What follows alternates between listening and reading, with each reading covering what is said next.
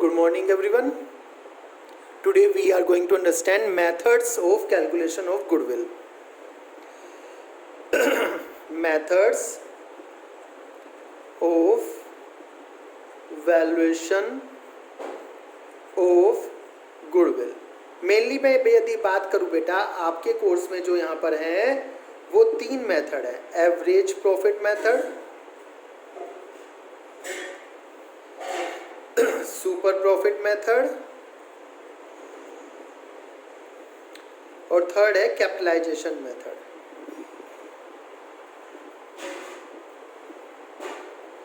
ठीक है, average profit को हम फर्दर दो पार्ट्स में डिवाइड कर सकते हैं, नॉर्मल एवरेज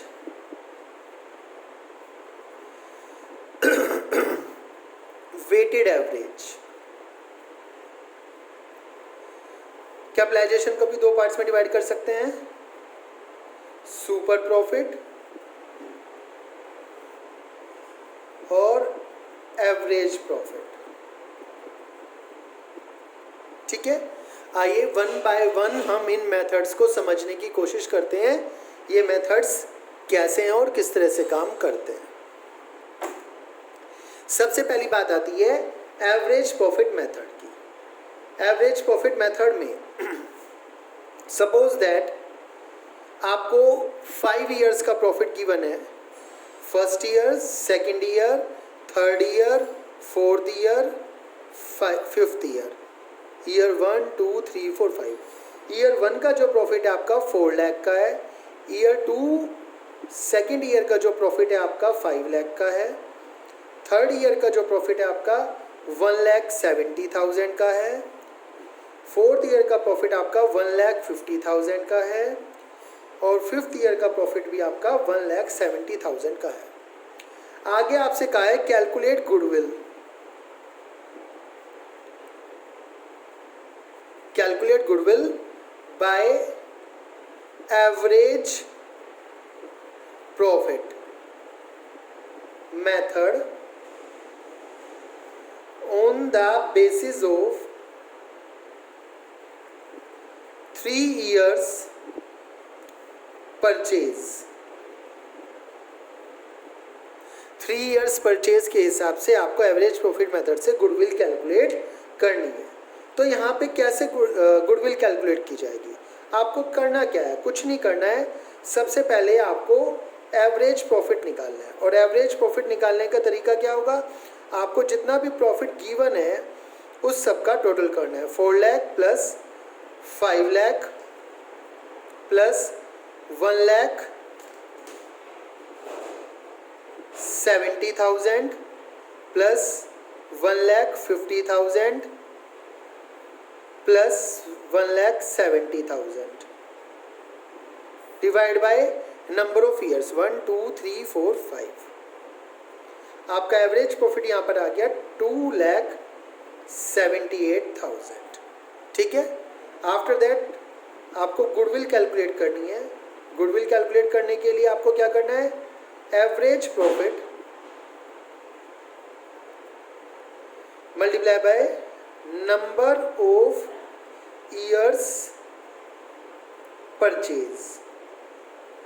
तो 2,78,000 मल्टीप्लाई बाय 3, तो आपकी गुडविल कितनी आ गई? 8,34,000।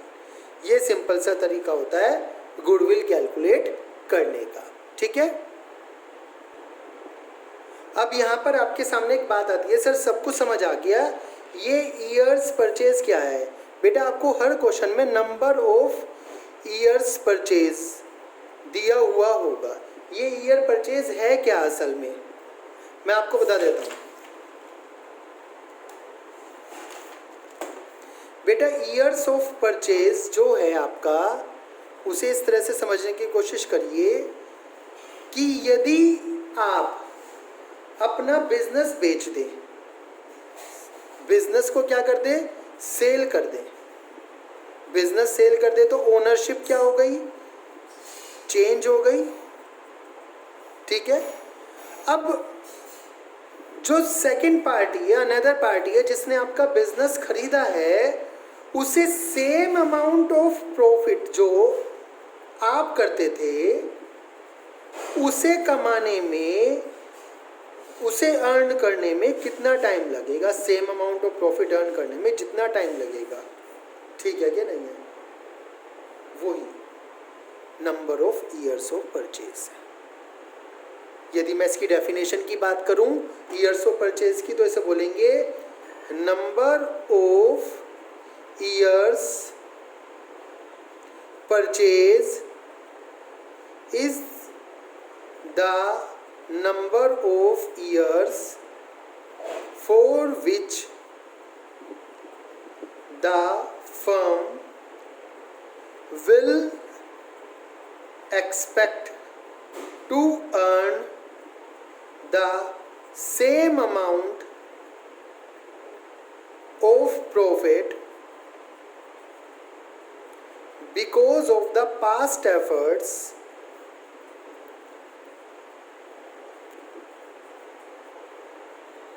of the firm